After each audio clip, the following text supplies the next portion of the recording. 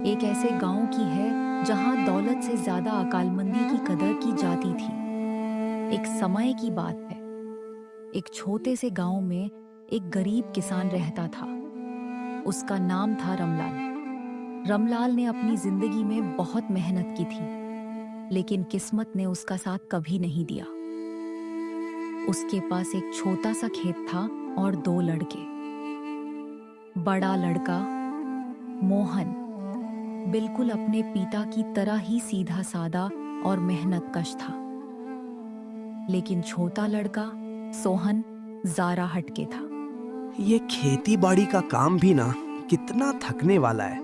कोई आसान तरीका होना चाहिए ना पैसा कमाने का। सोहन अक्सर ये सोचता रहता था। वो मेहनत से बचने के नए नए तरीके ढूंढता रहता। वो किताबों में ज्यादा मन लगाता, जो उसके पिता को समझ नहीं आता था। रमलाल को लगता था कि उसका छोटा बेटा आलसी है, लेकिन सोहन के अंदर एक तेज दिमाग छुपा था। बेटा सोहन, उठ जा, सुबह हो गई है, खेतों में चलना है। पिताजी, मुझे सर में दर्द हो रहा है, आज मैं नहीं आ सकता। बस यही करता रहता है तू। मोहन तो देखो सुबह से काम पे लगा है। पिताजी, आप चिंता ना करें, मैं सोहन का भी काम कर दूंगा। रमलल को अपने बड़े बेटे मोहन पर गर्व था, लेकिन वो सोहन की शरारत भी समझता था। एक दिन गांव में एक बड़े व्यापारी का आना हुआ। व्यापारी का नाम था सेठ धनीराम। सेठ धनीराम बहुत अमीर था और उसकी चतुराई की खूब चर्चा थी। गांव वाले भाइयों, मैं तुम्हारी मेहनत से खुश हूं, लेकिन मैं एक चुनौती लेकर आया हूं। जो कोई भी मेरी चुनौती पूरी करेगा, उसे मैं एक बहुत बड़ा इनाम दूंगा। गेम वाले सभी सहमत हो गए। सेठ धनीराम ने अपनी जेब से एक अंगूठी निकाली। ये अंगूठी जिस भी शख्स के पास 1 महीने तक रहेगी और वो ये साबित कर दे कि उसने इस अंगूठी को सबसे अच्छा इस्तेमाल किया, तो वो इस अंगूठी का मालिक बन जाएगा। यह सुनकर सब हैरान रह गए। अंगूठी आम नहीं थी, उसमें एक छोटा सा हीरा लगा था। गांव वाले आपस में बात करने लगे। ये कैसी चुनौती है? अंगूठी को इस्तेमाल कैसे करना है? और सबसे अच्छा इस्तेमाल का मतलब क्या है? मतलब ये है कि तुम इस अंगूठी को अपने फायदे के लिए इस्तेमाल करो, लेकिन किसी को नुकसान पहुंचाए बिना। और ये भी साबित करना होगा कि तुमने इसका सबसे चतुराई भरा इस्तेमाल किया। रमलल भी वहां मौजूद था। उसने अपने बेटे सोहन को देखा। सोहन की आंखों में एक चमक थी। पिताजी, मैं ये चुनौती स्वीकार करना चाहता हूँ। बेटा, तू तो मेहनत से घबराता है। ये बड़ा काम है। आप चिंता ना करें, मैं कुछ नया करूंगा। रमलल को अपने बेटे पर भरोसा नहीं था, लेकिन उसने यूं इजाजत दे दी। अंगूठी सबसे पहले गांव के सबसे अमीर व्यापारी चौधरी भलचांद्रा के पास गई। अंगूठी मेरे पास आ गई है। अब देखो मैं कैसे इसका फायदा उठाता हूँ। मैं इस अंगूठी को अपने नाम के साथ एक बड़े बोर्ड पर लगाऊंगा और सबको दिखाऊंगा कि ये मेरी है। लोग मुझे और भी इज्जत देंगे। चौधरी भलचांद्रा ने कुछ ऐसा ही किया। उसने एक बड़ा सा बोर्ड लगाया जिस पर लिखा था, सेठ धनीराम की अंगूठी चौधरी भलचांद्रा की मेहरबानी से। लेकिन एक महीने बाद जब सेठ धनीराम ने पूछा, तो चौधरी भलचांद्रा ने बताया कि उसने अंगूठी को सिर्फ दिखावा करने में इस्तेमाल किया, कोई असली फायदा नहीं उठाया। सेठ धनीराम ने उसकी चुनौती नहीं मानी। चौधरी साहब, ये तो सिर्फ दिखावा हुआ। चुनौती तो ये थी कि तुम इसका फायदा उठाओ और किसी का नुकसान ना हो। अली बारी अंगूठी गांव के डॉक्टर वैद्या जी के पास गई। वैद्या जी बहुत नेक दिल इंसान है। मैं इस अंगूठी का उपचार में इस्तेमाल करूंगा।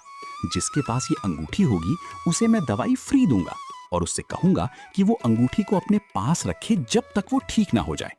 ऐसे में बहुत लोगों का इलाज हो जाएगा और सब खुश रहेंगे। वैद्या जी ने ऐसा ही किया। बहुत से गरीब लोग उनसे इलाज करवाने लगे और खुशी खुशी अंगूठी को अपने पास रखते। लेकिन जब एक महीना बाद सेठ धनीराम ने पूछा। तो वायद्या जी ने कहा, सेठ जी, मैंने किसी का नुकसान नहीं किया, लेकिन मैंने इस अंगूठी से कोई व्यावसायिक फायदा नहीं कमाया। मैं तो बस लोगों की मदद की है। सेठ धनीराम ने फिर उसकी चुनौती नहीं मानी। वैद्य जी, आपकी नीयत अच्छी है, लेकिन ये चुनौती फायदे की थी, दान की नहीं। ऐसे ही गांव के और भी बड़े लोग अंगूठी ले गए। किसी ने उसे अपनी दुकान के बाहर रखा, किसी ने उसे अपने घर में सजा कर रखा। हर किसी ने उससे किसी न किसी तरह का फायदा उठाने की कोशिश की, लेकिन कोई भी उस चातुराई को नहीं पकड़ पाया जो सेठ धनीराम चाहता था। आखिर में अंगूठी सोहन के हाथ में आई। तो ये चुनौती है। अनाथे दोस्तों, तुम सबने अंगूठी को दिखावा करने या दान देने में इस्तेमाल किया, लेकिन मैंने तो कुछ और ही सोचा है। सोहन ने अंगूठी ली और सीधा गांव के बाजार में चला गया। वहां उसने एक बड़े से कागज पर लिखा, सेठ धनीराम की अंगूठी। जिस किसी को भी जरूरत हो वो हमसे संपर्क करे। बेटा, ये क्या कर रहा है? पिताजी, मैं इंतजार कर रहा हूँ। अगले दिन गांव में एक नया व्यापारी आया। उसका नाम था सेठ चमनलाल। सेठ चमनलाल का माल चोरी हो गया था और वह बहुत परेशान था। सेठ चमनलाल बाजार में घूमते हुए, मेरा सारा माल चोरी हो गया, अब मैं क्या करूंगा? मेरे पास एक भी पैसा नहीं है। सेठ चमनलाल ने सोहन का बोर्ड देखा। ये क्या है? सेठ धनीराम की अंगूठी, और यहाँ लिखा है कि जरूरतमंद संपर्क करे। चलो देखते हैं क्या होता है। सेठ चमनलाल सोहन के पास गया। बेटा, क्या तुम्हारी अंगूठी सच में जरूरतमंदों के लिए है? जी हाँ, आपको क्या जरूरत है? ही हो गया है और मेरे पास अभी कोई पैसा नहीं है। मैं एक नया व्यापार शुरू करना चाहता हूँ, क्या तुम मुझे कुछ मदद करोगे? मैं आपको अंगूठी दे सकता हूँ, लेकिन बदले में मुझे आपके नए व्यापार में 10% हिस्सा मिलेगा, और जब आपका व्यापार अच्छा। सेठ चमनलाल को ये शर्त मंजूर नहीं थी, लेकिन उसके पास कोई और रास्ता नहीं था। उसने सोहन से अंगूठी ले ली। सोहन ने उसको एक कागज पर लिख कर दिया कि सेठ चमनलाल इस अंगूठी का इस्तेमाल कर रहा है। ठीक है, मैं तुम्हारी शर्त मानता हूँ, लेकिन ये अंगूठी मेरा साथ नहीं देगी तो मैं क्या करूंगा? आप चिंता ना करें, ये अंगूठी आपको नौकरी नहीं देगी, बल्कि आपको ये याद दिलाएगी कि आपके पास एक मौका है। आप मेहनत करें और सफल हों। सेठ चमनलाल ने अंगूठी ली और उससे अपने नए व्यापार में लग गया। उसने अंगूठी को सिर्फ एक सिंबल के तौर पर इस्तेमाल किया कि वो मेहनत करेगा और सफल होगा। वो हर सुबह अंगूठी को देखता और उसे मेहनत करने की प्रेरणा मिलती। वो दिने रात एक करके काम करने लगा। धीरे धीरे उसके व्यापार में सुधार होने लगा। उसने एक बार फिर से अपना माल जमा करना शुरू कर दिया। एक महीना बीत गया। सेठ धनराम गांव में वापस आया। सब लोग एक दूसरे हुए। सेठ धनराम ने सबसे पहले चौधरी भालचंद्र से पूछा, चौधरी साहब, आपने अंगूठी का क्या इस्तेमाल किया? सेठ जी, मैंने तो बस उसे दिखाया। ये तो कुछ नहीं हुआ। वैद्य जी, आप बताइए।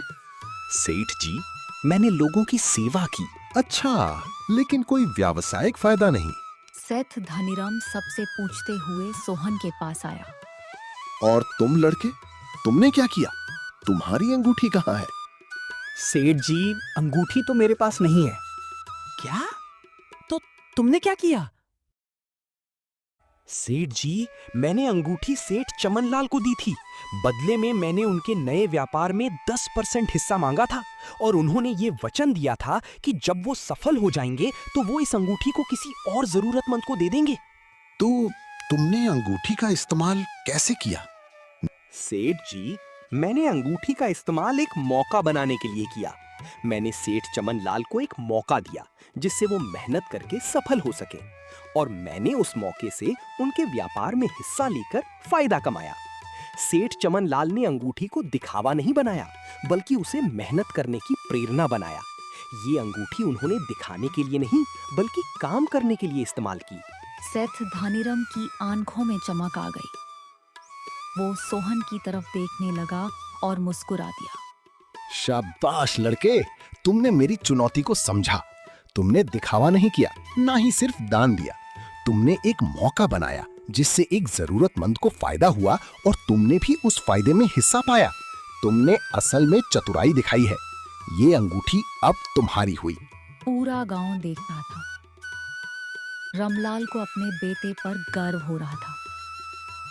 जिस बेटे को वो आलसी समझता था, उसने सबसे बड़ी चातुराई दिखाई थी। सोहन बेटा, मुझे माफ कर दे, मैंने तुझे गलत समझा। पिताजी, आपने गलत नहीं समझा था। मैं मेहनत से बचना चाहता था, लेकिन आपने मुझे सही रास्ता दिखाया। अब मैं समझ गया हूँ कि मेहनत का फल सबसे अच्छा होता है जब उसे चतुराई से इस्तेमाल किया जाए। भाई सोहन, तू तो बड़ा चतुर निकला।